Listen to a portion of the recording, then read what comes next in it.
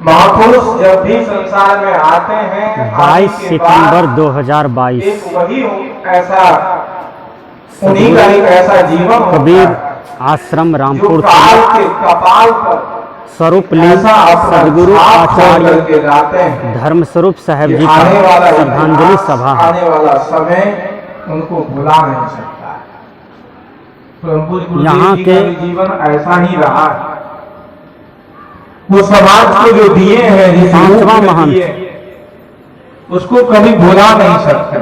5वां महंत जब बीमार थे परम पूज्य गुरुदेव जी संत श्री अनूप साहेब जी हैं साथ में था और पूर्णिया से लेकर के परम पूज्य सदगुरुदेव जी का 22 सितंबर 2022 दिल्ली से बिहार रामपुर तिलक कबीर आश्रम में श्रद्धांजलि मनाया जा रहा है। दिन हम साथ में रहे जब हरिद्वार में थे आप देख रहे हैं तो बहुत सारी ऐसी चर्चाएं होती थी।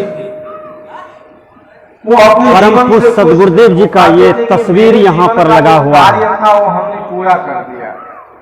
अब जीवन रामपुर तिलक आश्रम में जहाँ पर सभी संतों का समाधि बना हुआ है और मेरे जितने भी आप ये देख सकते हैं जितने भी लोग थे सब लगभग प्रायः मैं अंदर चले गए। प्रवेश कर रहा हूँ। मुझे भी जाना चाहिए। आप देखिए परम पूज्य सदगुरुदेव जी का भी यहाँ तस्वीर लगा हुआ है जहाँ पर वो भले ही चले गए शरीर से लेकिन तीन महापुरुष का समाधि बना हुआ है। महापुरुष जब तक संसार में रहते हैं वो देखिए तब तक कुछ न कुछ रास्ता दिवंगत महंत चंचल साहब, दिवंगत महंत नसीब साहब, स्वरूप लीन सदगुरु स्नेही साहब, वैरागवान खूबलाल साहब और बाबा बालेश्वर साहब जो धर्म स्वरूप साहब जी के यानी परम पूज्य सदगुरुदेव जी के खिताबी उनका भी समाधि यहीं पर है और कुछ गुरुदेव जी का यहाँ पर तस्वीर लगा हुआ है। हम समाधि के पास अभी हैं वो अपने शिष्यों को भी और मैं देख रहा हूँ ऐसा करना चाहिए, ऐसा जीवन होना चाहिए। उनके जितने भी सहयोगी थे उनको हमेशा वो किसी न किसी रूप में शिक्षा देते। प्रायः मैं देखा हूँ कि जब वो मंच पर कोई प्रवक्ता प्रवचन कर रहे होते थे तो उस समय बैठ करके ध्यान लगा करके उनके प्रवचन मैं आपको मंच की ओर ले चलता हूँ। और जब प्रवचन करने के बाद वो ही शिष्य लोग उनके पास जाते थे तो जहाँ उनकी गलती होती थी उनका वो सुधार कहते थे कि बेटा ये ऐसा नहीं ऐसा होगा। गुरु भाई चित स्वरूप साहब जी मंच पर विद्यमान है। तो चाहे वो जिस किसी भी रूप में हो, व्यवहार ज्ञान के रूप में वो शिष्यों को व्यवहार की भी कला सिखाते थे कि ऐसा चलना है, ऐसा बोलना है, ऐसा जीवन जीना है। साहब जी हर एक रूप में जब तक वो जीते रहे देख सकते हैं अपने संत श्री अनूप साहब समाज के लोगों को शिक्षा मंच पर बैठे हैं और मंच संचालक का भी काम कर रहे हैं। और यही महापुरुष का जीवन होता है। जब तक महापुरुष संसार में होते हैं तब तक वो समाज को शिक्षा दे।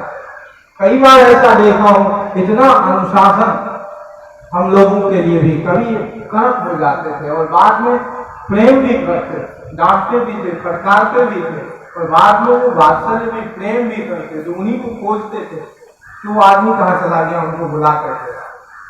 तो ये जो प्रेम, करुणा, सहनशीलता उनके जीवन से जो शिक्षा मिली ये अद्वितीय है, इनको भुलाया नहीं जा सकता।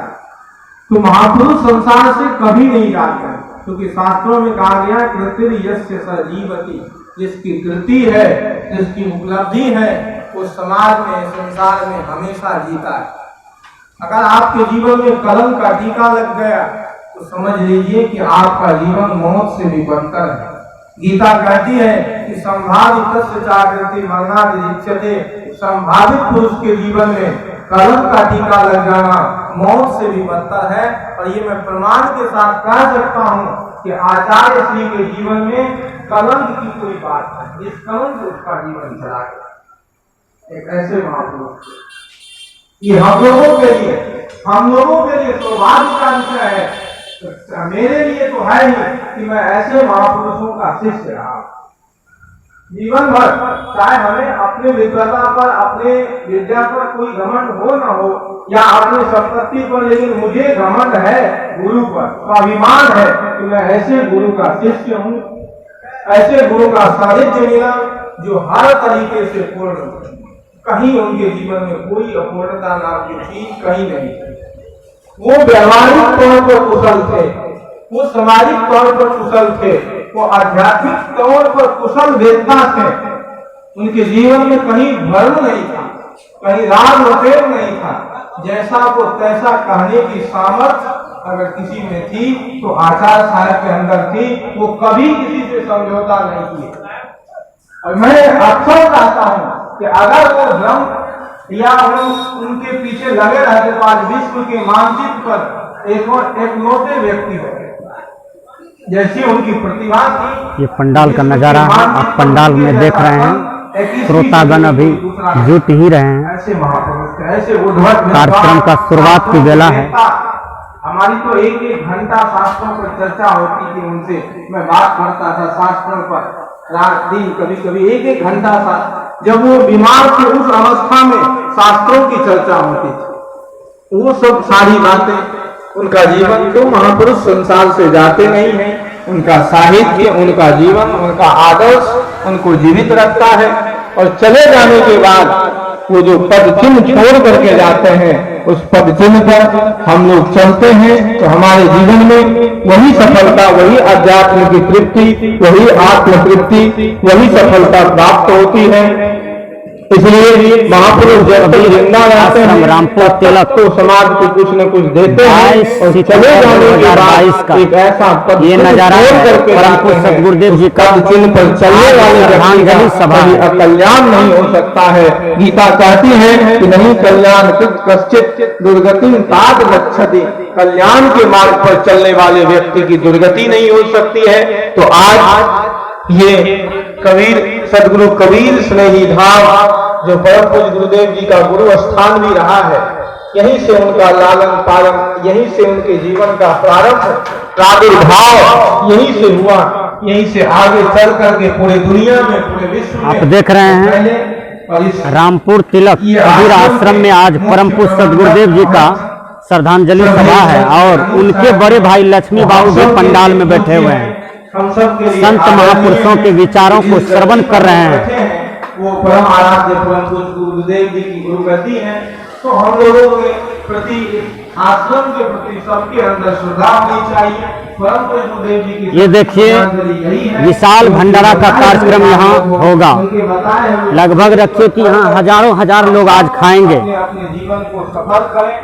आप देख सकते हैं यहाँ के कितने युवक स्थानीय निवासी रामपुर तिलक का, परम पूज्य सदगुरुदेव जी का, भाई का बेटा पोता, पूरे समाज के लोग मिल करके उत्सव के साथ परम पूज्य सदगुरुदेव जी का श्रद्धांजलि सभा में भाग लिए हैं। और देखते हैं बहुत सा काम कर रहे हैं, भंडारा में अपना सहयोग दे रहे हैं, यानी वर्क कर रहे हैं, सेवा कर रहे हैं। बहुत अपार खुशहाली के साथ सबों ने भाग लिया है। ये आप देखिए भंडारा के लिए कदीमा सुधारा जा रहा है। क्या नाम है आपका? शैलेंद्र बाबू ये भंडार बनाने का सेवा कर रहे हैं, भंडार बनाने का काम कर रहे हैं। अभी आप देखिए कदीमा सुधारा गया है। और ये परवल देखिए, यानी एक बहुत बड़ा कढ़ाई में परवल काट करके रखा गया है। कार्यक्रम अभी शुरुआत हुआ है भंडार बनाने का भी। और मैं देखता हूं कि परम पूज्य सदगुरुदेव आचार्य श्री धर्म स्वरूप साहब जी के भतीजा, आप देखिए ये भी सेवा दे रहे हैं, भंडारा में भाग लिए हैं। तो ये सदगुरु कबीर आश्रम रामपुर तिलक का है। ये देखिए भंडारा बन रहा है और यहाँ हजारों हजार लोग भंडारा प्राप्त करेंगे। और आप देखिए कितना बड़ा यहाँ भंडारा का काम चल रहा है। आप उनके ही भजन एक एक करके रखेंगे, जो रखने का समय नहीं है। एक और भी प्रोस लगन है। और एक बात बताना चाहूँगा कि पूज्य स्वरूप आचार्य देव जिनका शरीर छूट गया, उनके बाद ये देखिए रामपुर तिलक आश्रम में अभी भी कुआं है जो चालू है, शुद्ध पेयजल है। और इस वर्तमान यह कुआं चालू है, कोई भी यहाँ पर भक्त आते हैं तो यहाँ पैर धोते हैं, स्नान करते हैं और साधु महात्मा भी इसका आनंद लेते रहते हैं। है विद्वता में। और ये पूरे रामपुर तिलक आश्रम में जो बागवान लगा हुआ है, यानी ये 2 एकड़ का प्लॉट है, 2 एकड़ में बागवान है और मकान है। और यहाँ देखिए बहुत बड़ा पंडाल लगाया गया है। पूरा विश्वास है कि आचार्य रतन स्वरूप साहब जी के नाम को इस दुनिया में रोशन करेंगे। हम सब गुरु भाई लोग इनको सहयोग करेंगे, करते रहेंगे और ये आगे बढ़े। साधना मार्ग में जो साहब जी समाज को दे पाए, हम सब भी दे पाने का संकल्प लें। आज यही एक गुरु स्थान है। ये रामपुर आश्रम को आप देख रहे हैं, यहाँ पर जो बागवान है, ये बागवान का नजारा आप देखिए। बहुत सुंदर पपीता का पौधा है, फूल है, आम का वृक्ष है, लताम का वृक्ष है, जाने जाते यानी 2 एकड़ का बहुत बड़ा प्लॉट है। आप देखिए यहाँ पर जनरेटर रखा हुआ है, कुछ दूर हट करके यहाँ पर जनरेटर व्यवस्थापक बैठे हुए हैं, अपनी व्यवस्था में तैनात हैं। ये रामपुर आश्रम का नज़ारा देखिए आप, कितना बड़ा यहाँ साधु महात्मा को रहने का, खाने पीने का सुविधा उपलब्ध है। मतलब परम पूज्य सदगुरुदेव जी का जन्म स्थान यानी रामपुर तिलक, ये रामपुर तिलक का बागवान आप देख रहे हैं। और यहाँ पर 2 एकड़ में बाउंड्री वाल है, विशाल बाउंड्री वाल है और आश्रम के अंदर में ये बागवान है। यहाँ पर अनेक फल फूल का गाछ लगा हुआ है। और हमारे महंत संत श्री अनुपम स्वरूप साहब जी ये अपने हाथ से किए हैं और संत महात्मा जो इनसे पहले रहते थे उनका भी इसमें सहयोग रहा है। आप देखिए रामपुर तिलक, बाल बच्चा होने नहीं करता है। बाहर से जो संत महात्मा आए हैं उनकी गाड़ी लगी हुई है। आप देखिए रामपुर आश्रम में बहुत बड़ा भंडारा का कार्यक्रम होने जा रहा है। हम देखते हैं महंत साहबानी के तुमको नहीं जाना, संत श्री भूप नारायण साहब जी आराम कर रहे हैं। और यहाँ पर बहुत बड़ा मचान है, साधु महात्मा आते हैं तो आराम करते हैं, बैठते हैं। भूप नारायण साहब जी साहबानी आश्रम के जो आराम कर रहे हैं, कुछ देर मंच पर बैठते हैं तो थक जाते हैं, लेकिन आराम कर रहे हैं। अभी रामपुर आश्रम में है, वर्तमान में भंडारा में आए हैं, सत्संग में आए हैं। और यहाँ से जीवनपुर कहाँ लोग गाड़ियों से ले जाया करते थे। ये देखिए साहब जी के माता जी साधु महात्मा को रहने के लिए बहुत बड़ा बहुत चीज जानती थी। आवास बनाया गया है, तो बहुत भव्य मकान। पुत्र जो हुए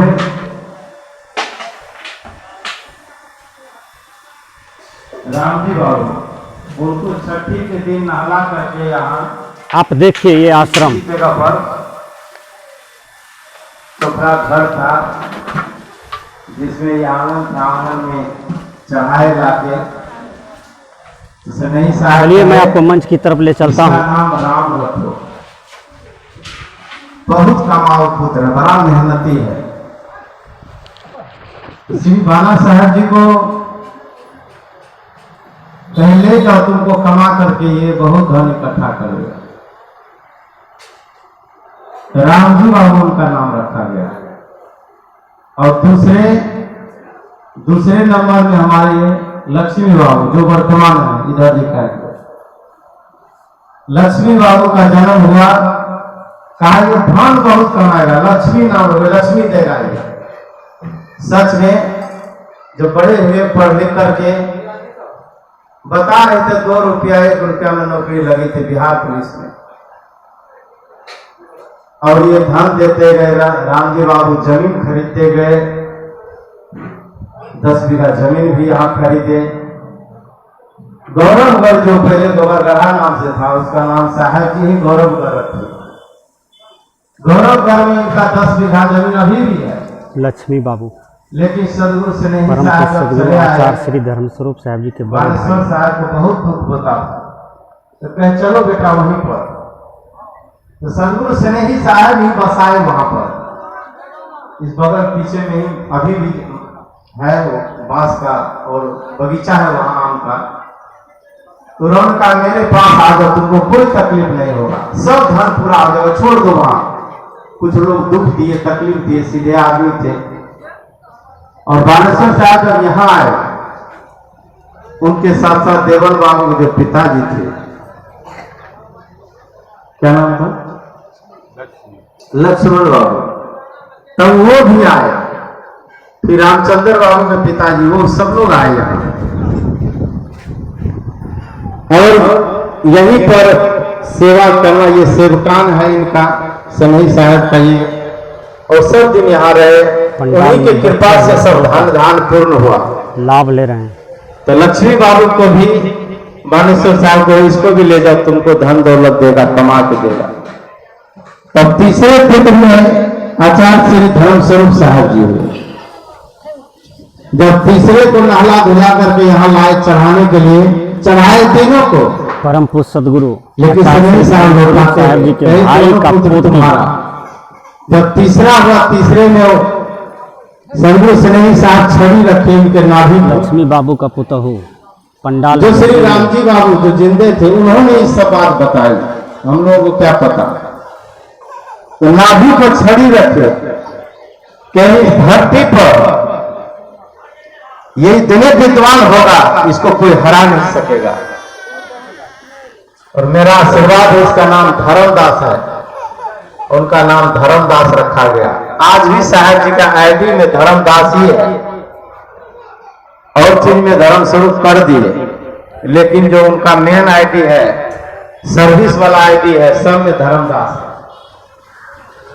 गुरु सदगुरु स्नेही साहब के नाम है नसीब साहब के। तो स्नेही साहब तो जान गए थे कि मैं लौटा, तो श्री नसीब साहब रामपुर तिलक के वो 5वां महंत संत श्री अनूप साहब जी का विचार सुन रहे हैं कि धर्मदास को तुम पहना देना मेरी तरफ से, और आर्बन को भी उसको दे देना। साहब जी का खेलना कूदना शुरू हुआ। यहाँ से जहाँ मेरी जन्मभूमि है, हमारे पिताजी आए हुए हैं, माता जी भी आए हुए हैं, और भी लोग आए हुए हैं गांव से, चाची है, बड़ी मम्मी सब है। यहाँ से आप देख रहे हैं समाधि स्थल, जहाँ पर सभी संतों का समाधि बना हुआ है रामपुर तिलक आश्रम में। जो सोखी बाबू का घर वहां बगल में है, हम लोग का सोखी बाबू का घर एक ही पास। परम पूज्य सदगुरुदेव जी का तस्वीर लगा हुआ है। उनके पुत्र और उनके भी पुतौर भी आई हुई है, तो पौत्र की पत्नी भी आई हुई है। तो सोखी बाबू के घर पर बड़ा अच्छा दरवाजा था, और वहां यहाँ के संत स्नेही साहब एक महीने 2 महीने कौशलपुर रुका करते थे। तो उसी संत में जो हमारे चंचल साहब थे, मुनि बाबा थे, झिंगुर बाबा थे, सब वहां जाते थे, और उनके साथ में साहब जी जाते थे। अब बेलों में ब्रह्मचारी जी थे, दयानंद बाबू, क्या नाम था, तो वो ब्रह्मचारी बाबू जो थे, उनके यहाँ से, और कौशलपुर का वो धरती साहब जी का खेल कूद का मैदान था। इसीलिए जब जाते थे कहते थे क्रीड़ा स्थल है, और 3-3 महीने साहब जी वहीं पोखरिया टोल से लेकर के बेलों तक दौड़ धूप लगाना, कूदना, फालना सबके साथ रहता था।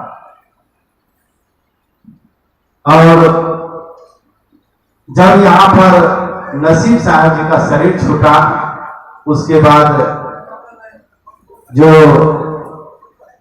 उनके बाद महंत हुए सदगुरु चंचल साहब जी, और कोठारी साहब जी थे। चंचल साहब जी अपना चादर उतार करके आचार्य श्री धर्म स्वरूप साहब जी को ऊपर रख दिए। क्या आप विद्वान पुरुष हैं, इस मठ को आप चलाएंगे।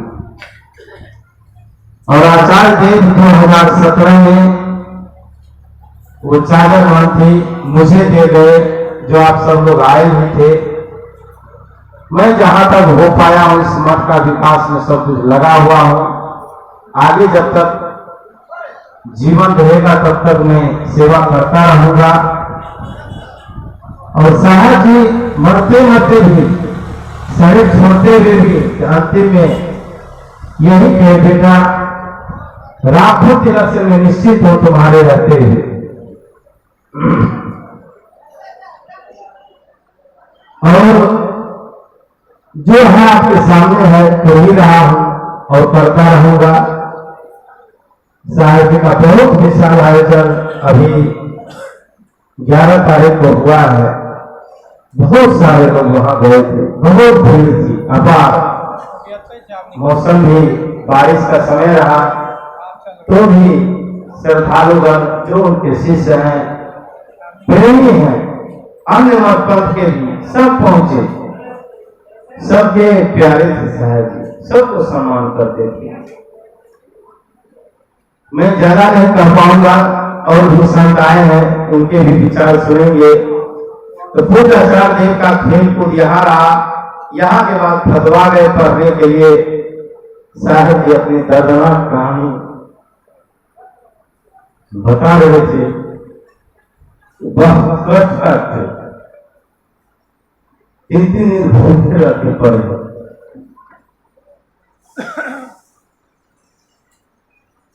और उनकी तपस्या हम सभी साधुओं को मिला।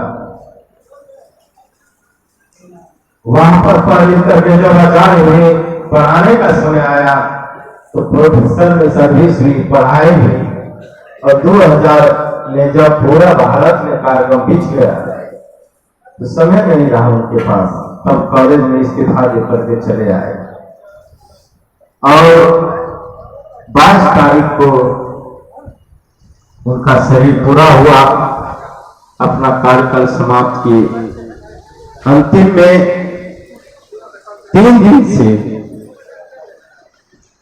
बहुत गहरी नींद में सोते थे। कोई जगाए तो फटकारते थे। मैं सबको बोलता था मत जगाओ, अब लंबी नींद सोना चाहते हैं। थक गए हैं साहब। और रातों दिन साहब जी को सभी लोग कहता है, डॉक्टर भी कहा साहब जी मत बोलिए आपका गला बैठ जाएगा। छत्तीसगढ़ में हम ले गए थे जांच कराने, वहां के डॉक्टर कहा साहब गला धोखा दे देगा, 2 घंटे नहीं बोलना चाहिए। साहब जी का जिस दिन शरीर छूटना होगा छूट जाएगा। लेकिन स्नेही साहब की कृपा मेरे ऊपर जब तक है तब तक मैं जनमानस को देता रहूंगा और दिए। तो ये उनकी सबसे बड़ी साधना रही है। और ये रामपुर तिलक जन्म स्थान में गुरु स्थान रहा है। और इन्हीं